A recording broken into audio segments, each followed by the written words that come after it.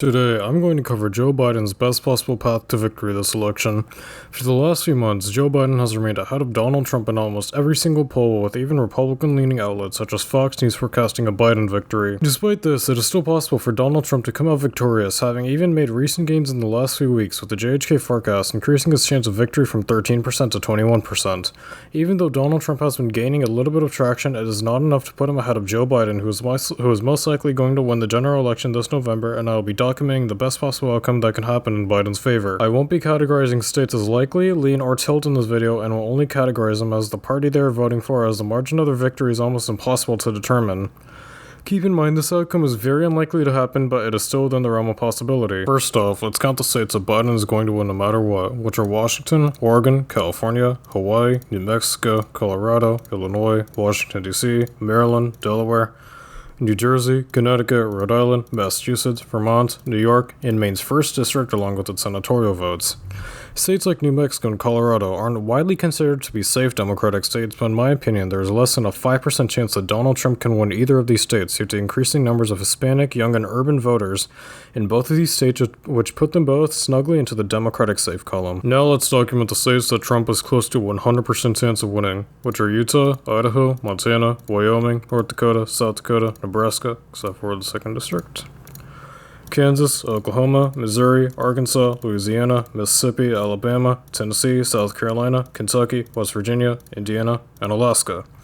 These states have a clear affinity for the Republican Party, with each voting Republican by more than 20 points in the 2016 election and all sending 2 Republicans to the Senate. Now that I've covered the safe red and blue states, I'd like to point out that all the states that are currently colored gray have a possibility of voting for Joe Biden. The chance of Joe Biden winning all of these gray states is slim to none, but it is still possible, seeing as he is in the lead in valuable swing states such as Florida and North Carolina, and has at one point been in the lead in traditionally conservative states such as Georgia and Texas. In the most likely scenario, Donald Trump will carry states such as Georgia and Texas, but as I've said before, in order for Joe Biden's best possible scenario to play out, he will have to win all these gray states, including these 2 conservative states, despite the low chance of it coming to fruition. To begin, let's mark off the states that Biden has a low but reasonable chance of winning, which are Texas, Ohio, and Georgia.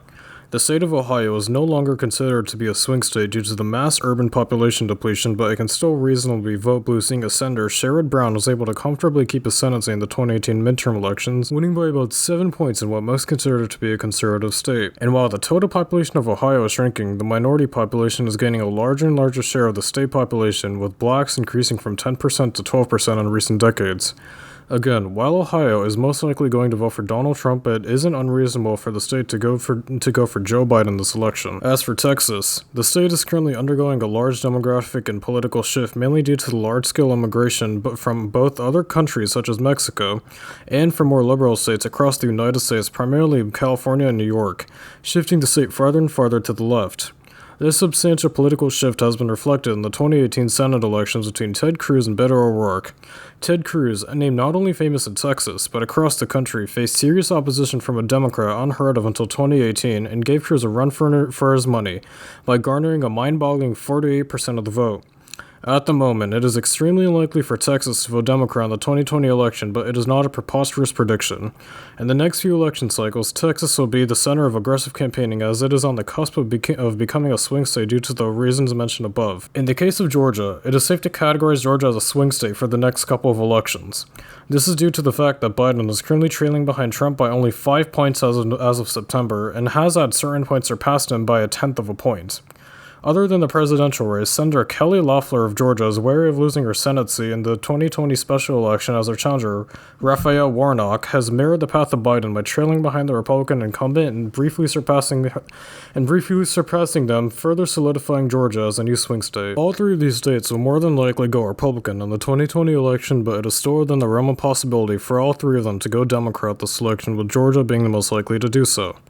If Biden wins all 3 of these states, he will have already surpassed the necessary 270 electoral votes needed to clinch the presidency, but it would be wrong to leave out the dozen other states that have the possibility of voting for him. Now let's focus on the upper Midwestern states to give Trump his victory in 2016 that will all be voting for Biden in this scenario. For the same reasons as Ohio, the states of Wisconsin, Michigan, and Pennsylvania will be voting for Biden in this scenario. All 3 of these states have been shifting into the Republican column by slight amounts over the last recent years, but are still reliably Democratic states. If not for Trump's promise in 2016 to help blue-collar workers keep their jobs, he wouldn't have captured these 3 states by very tiny margins, securing him the White House. This promise has been broken due to the large layoffs and unemployment caused by the coronavirus pandemic, with these 3 states averaging an unemployment rate of 8.76% as of September 2020. And while the unemployment rate has been in great decline since July 2020, it has not gone down enough for Trump to garner enough votes to claim victory in these 3 states again. Plus, after losing this region to Donald Trump in 2016, Democrats have been pouring tens of millions of dollars into this region, with the Biden campaign already having spent more than $150 million in Pennsylvania alone, the second highest only behind Florida. This region will be highly contested in the next few weeks, but Democrats will most likely come out victorious and build back up the blue wall that they took for granted in 2016. The last major group of states that have a chance of voting for Joe Biden are the Sunbelt states of Virginia, North Carolina, and Florida. Other than Virginia, which has become a reliably blue state, the states of North Carolina and Florida are Republican-leaning swing states that each have a Republican trifecta in the state government, along with both sending 2 Republicans to the Senate. In the most likely scenario for the 2020 election, North Carolina will vote in the Republican tilt column, as Donald Trump has been experiencing an upward trend of popularity in the state, which is only expected to grow even further.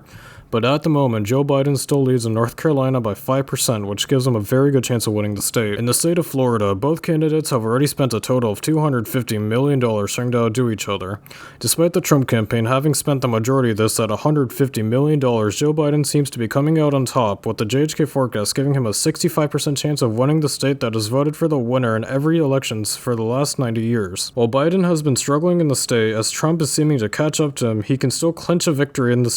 Sunshine State, along with its extremely viable 29 electoral votes. The final 5 states that Joe Biden has a chance of winning are Nevada, Arizona, Minnesota, Iowa, and New Hampshire. These 5 states, with the exception of Iowa, range from lean Democratic to likely Democratic, with Iowa being the sole exception due to the large number of white, middle-class farmers in the state, which are 3 groups that are historically Republican voters. Despite having 3 cards stacked against him, Joe Biden could still win Iowa, as his polling has not been too disadvantageous, with Trump barely ahead by only 2 points. As for the western states of Nevada and Arizona, Biden's victories in these states will be fueled by large numbers of Hispanic voters, which makes up 32% of the population in Nevada and 35% of the population in Arizona. While Hispanics have traditionally voted Democratic, Biden is still facing a little bit of trouble with this group, as unlike most minority groups in the United States, Republican-leaning Hispanics make up a large share of this racial group, with about 30% of this. And this is reflected by the fact that Hillary Clinton only won 66% of the Hispanic vote compared to Trump's 34% in the 2016 general election. But this will not be enough to give Trump the edge over Biden, and will put Nevada and Arizona into the Democratic column. As for the colder northern states of Minnesota and New Hampshire, Trump will have a great deal of difficulty winning either of these states. Despite the fact that the state of Minnesota has been trending Republican for the last few years, it will still be won by Joe Biden due to Trump's low approval rating in the state, with Trump's Minnesota approval rating hovering close to the low 40s, and in New Hampshire it is hovering close to the high 30s. The final 2 electoral votes I can give to Joe Biden are the outlying districts in both Nebraska and Maine.